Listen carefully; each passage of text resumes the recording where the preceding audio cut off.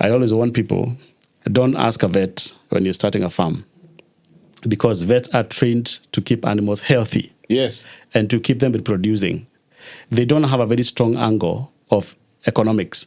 Mm-hmm. So if you used a vet to start a farm, that farm will have to start as per your request.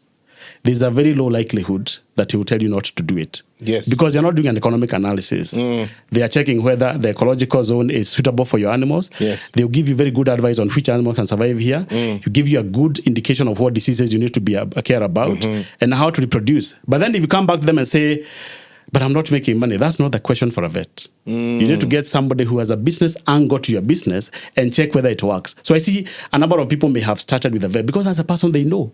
And vets are very many around us. Then they start the farm. Then later on it gets into problems. I was about the professions. The guys who are in professions are very good because they obey our word. But there's also another crop that we struggle with. Yes. The guys who have been doing very successful business on their own, self-made, wealthy people. They find it very difficult to take advice. Okay. And that's one of the people who I see closing business. Of course, they have lost money. But you may understand that they have come from a background where they have on their own, they have grown by their own without consultants. Yeah. When they now decide to come to agriculture, they employ the same method. Yes. So they may not really be very smooth to advise, like whatever you tell me, I will do. You say, I mean, I have been doing business for the last 40 years. Why is someone telling me to not to do it? But those guys, then they will come back when things are tough and they are shy to close down because they fit a bit. Men, something the ego kicks in, that your clothes get down, it feels very bad.